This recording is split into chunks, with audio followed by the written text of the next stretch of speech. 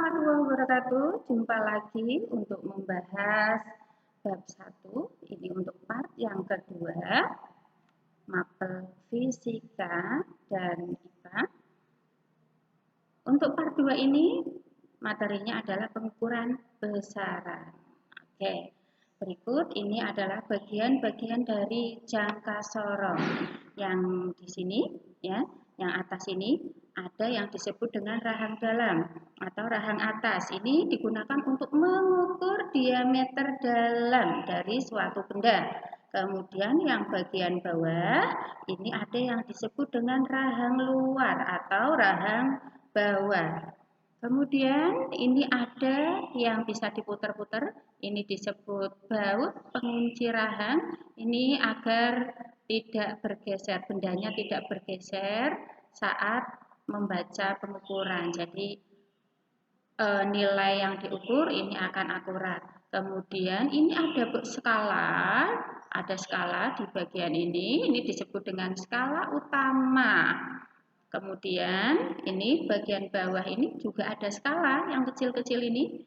Nah, ini skala ini bisa digeser maju dan mundur. Ini disebut dengan skala Vernier atau skala Nonius. Nah, kemudian bagian belakang ini ada yang disebut tangkai ukur kedalaman. Fungsinya untuk mengukur kedalaman suatu benda. Nah, ini Ibu contohkan untuk skalanya ya. Di sini ada angka 1, 2, 3 yang skala utama ya. Kemudian yang skala Verniernya ini ada angka 0 sampai dengan 10 ya. Kalian membacanya itu dari sini, nolnya ini terletak di sebelah mana? Di sini 2,1. Kemudian yang skala Noniusnya, kalian yang perlu dilihat adalah garis yang tepat lurus dengan garis atasnya. Oke, Ibu contohkan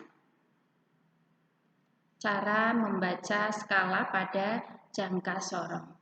Nah, seperti yang disebutkan tadi, ada skala utama, ada skala Nonius. Di sini yang Ibu contohkan ada pada skala utama ada 5 cm dan 6 cm. Kemudian yang Nonius angkanya selalu seperti ini ya. Nah, perhatikan di sini titik 0 pada skala Nonius ini terletak di sebelah kanannya 5,123, 5,3. Maka kalian tulis skala utama 5,3 cm. Selanjutnya kita lihat untuk skala Noniusnya. Di sini yang tepat lurus kalian lihat di sini ya. Coba kita hitung 1 2 3 4 5 6 7 8 1, 2, 3, 4, 5, 6, 7, 8 ya, tepat di angka 8. Maka kalian tulis 8 kali 0,01 cm. Ini 0,01 dari tingkat ketelitian jangka sorong.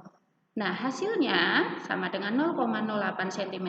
Ingat ini harus lurus tanda komanya agar ketika dijumlah hasilnya benar. Nah, inilah hasil pengukurannya. 5,3 ditambah 0,08 cm sama dengan 5,38 cm. Paham ya? Kita lanjut. Nah, ini adalah mikrometer skrup. Ada beberapa bagian pada mikrometer skrup. Yang pertama ini ada poros tetap, kemudian ini ada poros geser, bisa bergeser maju dan mundur. Kemudian ini skala utama di sini, ini skala utama. Kemudian ini adalah skala Nonius ya. Yang bagian sini adalah pemutar. Jadi ketika diputar ke kanan, skala Noniusnya ini akan maju, diputar ke kiri akan mundur. Bagian belakang adalah pengunci. Berikut contoh membaca skala mikrometer skrup. Nah, perhatikan ya. Kalian lihat ini pada skala utama, ini skala utama menunjukkan angka, kita lihat 0, 1, 2, 3, 4. Di sini ada tengahan berarti 4,5. Kalian tulis untuk skala utamanya 4,5 mm. Kemudian untuk skala Noniusnya kalian perhatikan di sini Ini 35, 36, 37, 38. Tepat di angka 38 yang lurus dengan garis ini, ya. Lihat garis yang lurus, ya. Maka ditulis 38 kali 0,01 mm karena mikrometer stroke ini tingkat ketelitiannya 0,01 mm. Jadi lebih teliti dari jangka sonrong. Bisa digunakan untuk mengukur benda-benda yang lebih kecil lagi. Nah, dikalikan 38 kali 0,01 mm sama dengan 0,38 mm. Nah, hasilnya kemudian dijumlahkan. Seperti tadi, ini tanda komanya harus lurus, ya. Nah, setelah dijumlah hasilnya 4,88 mm. Bisa dimengerti ya? Oke, sekarang bagian-bagian dari neraca Oehaus. Nah, inilah neraca Oehaus. Ada yang disebut dengan tombol kalibrasi ini. Kemudian ini diletakkan di sini. Kemudian ini ada pemberat, ya, ada pemberat atau anting. Di sini ada 3 lengan, maka antingnya juga ada 3. Kemudian ini yang disebut dengan lengan, ya, lengan neraca. Kemudian bagian belakang sini ada garis kesetimbangan atau titik nol. Sekarang contoh membaca skala neraca Oehaus. Nah, yang perlu kita lihat adalah ketiga lengan ini, ya. Ini lengan belakang menunjukkan angka 40, lengan tengah menunjukkan angka 500, kemudian lengan yang bawah ini menunjuk angka 2, lengan depan menunjuk angka 2,4, ya, 2,4 gram. Nah, maka ditulis, ini tinggal ditambahkan semua, ya. Akan tetapi ingat, komanya juga harus lurus. Untuk skala tengah ditulis 500 gram, skala lengan belakang 40 gram, kita tambahkan semua, hasilnya 542,4 gram. Bisa dimengerti, ya? Sangat mudah sekali ternyata. Oke, sekarang adalah contoh membaca skala pada stopwatch. Nah, ini kalian juga tidak asing ketika berolahraga, guru kalian sering membawa, terlebih kalau materinya adalah atletik, ya. Nah, ini kalian perhatikan, ya, ada 2 skala di sini, ya. Di sini menunjuk di angka 2, maka berarti 2 menit. Kemudian untuk yang besar ini menunjuk di angka di 10, 11, 12, di angka 12, maka ini 12 detik. Jadi yang kecil, lingkaran yang kecil ini menunjukkan menit, yang besar menunjukkan detik. Hasilnya tinggal dijumlahkan saja. 2 menit ditambah 12 detik, itu. Sekarang contoh membaca skala pada ampere meter. Nah, ini untuk kalian yang jurusan otomotif akan menggunakan alat ini juga, ya, selain mikrometer, skrup, dan jangka sorong tadi. Oke. Nah, ada beberapa hal yang harus diketahui. Ini ada skala yang ditunjukkan pada jarum, ada skala akhir, dan batas ukur. Nah, ini yang berpengaruh dalam perhitungan. Rumus yang digunakan untuk hasil pengukurannya adalah skala jarum dibagi skala akhir kali batas ukur. Nah, karena di sini skalanya menunjuk angka 60, maka kalian tulis 60 per skala akhirnya di sini 100, kalian tulis 100. Nah, di sini karena yang digunakan batas ukurnya adalah 5, maka di sini dikalikan dengan 5, hasilnya 3 ampere. Mudah sekali, ya. Kita lanjutkan. Oke. Ada yang disebut dengan awalan satuan ini untuk menyederhanakan kita ketika mengucapkannya, ya. Kalian kalau beli pulsa sering mengucapkan, Om, saya beli 1 giga, saya beli 2 giga, dan seterusnya, ya.